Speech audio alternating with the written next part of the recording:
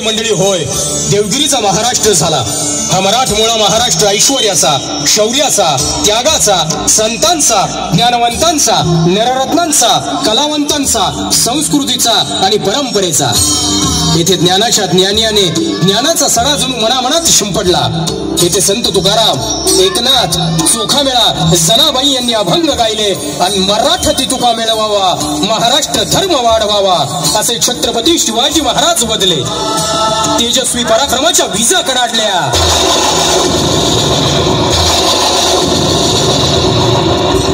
छत्रपती शिवाजी महाराजांची कीर्ती आसमंतात पसरत होती. स्वराज्याच्या सीमात सहमुलकी पसरत होत्या. हिंदवी स्वराज्य दिल्ली पातशाच्या मनात सलत होतं. एका चिमटीत स्वराज्य नेस्तनाबूत करण्याचा डाव त्यानं आखला. किल्ले पन्हाळा काळाच्या मिठीत अडकला गेला. गडावरून मुंगीलाही जायला वाट मिळत नव्हती. असा भयंकर आणि प्रचंड वेढा भर पावसाळ्यात सिद्धी जोहरने आवळला होता. खुद्द छत्रपती शिवाजीराजे सिद्धीच्या वेड्यात पन्हाळ्यावर तब्बल 4 महिने अडकून पडले होते. जणू काही स्वराज्यावर आसमानी. काय करावे, कोणता हुन्नर लढवावा, काही समजत नव्हते. सिद्धी जोहर चलाक, हुशार, मक्कार, मगरूर आणि जिद्दी होता. मग तो खाली हात जाणार कसा? अरे हाथ खाली हाथ और ये सिद्धी जोहर, नामुमकिन. मुझे कर्नूल का शेर कहते हैं.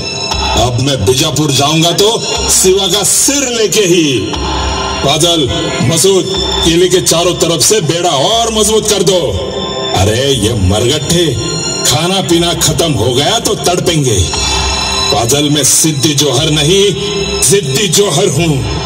और एक खुशी की खबर है, शास्ता खां अहमदनगर तक आया है. अब सिवा जाएगा तो कहां जाएगा? और एक बात हमेशा ध्यान में रखो, अब ना कोई गलती करेगा, ना कोई धोखा फरेब में फंसेगा. और अगर कोई दगे का शिकार हो गया तो समझो मर गया. जाओ मोर्चे लगाओ, जाओ. अशा वेळी कोण माझ्या राजाची पण पदी आले ते अपयशच. ही रात्र होती वैर्याची. अशा काळ्या कभिन्न अंधारी विलक्षण कल्पना सुचली. राजांनी आपला वकील म्हणून गंगाधर पंतांना सिद्धी जोहरच्या गोटात पाठवले आणि आम्ही उद्या हात रुमाले बांधून सिद्धींपुढे बिनशर्त शरणागतीने उभे राहू असा सांगावा धाडला. बिनशर्त शरणागती या सांगाव्याने सिद्धीच्या सैन्यात आनंदाची भरती आली. वेढा ढिला झाला. महाराज भलेही सिद्धीच्या वेड्यात अडकले होते, परंतु महाराजांच्या युक्तीमध्ये सिद्धी पुरता अडकला होता.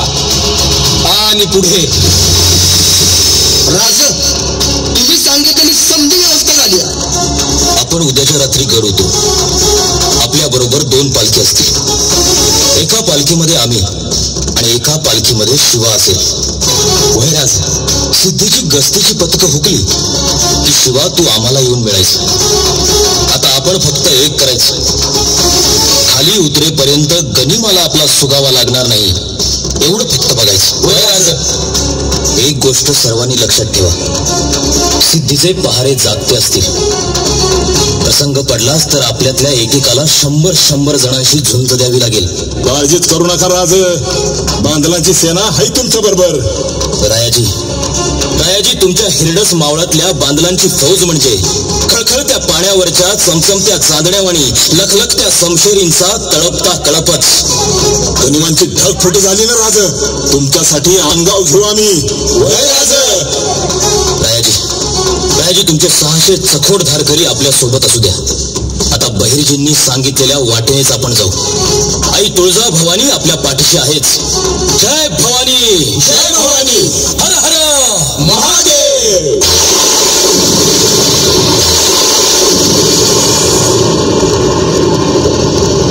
बादल, तुझे जितना चाहे उतना गरज. ए आसमान, तुझे जितना चाहे उतना गरज.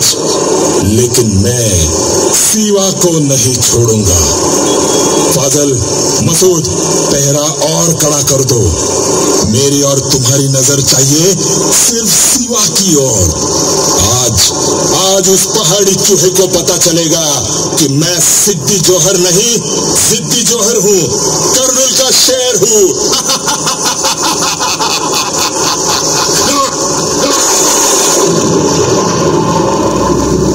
लाखांच्या पोशिंद्यावरती दाटून आलं झाकोळ,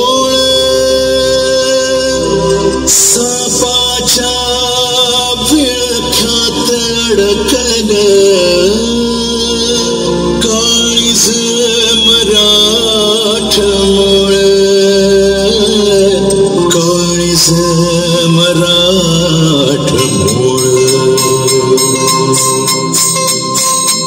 लाखांच्या पोशिंद्यावरती दाटून आलं झाकोळ, सापाच्या विळख्यात अडकलं काळीज मराठमोळ.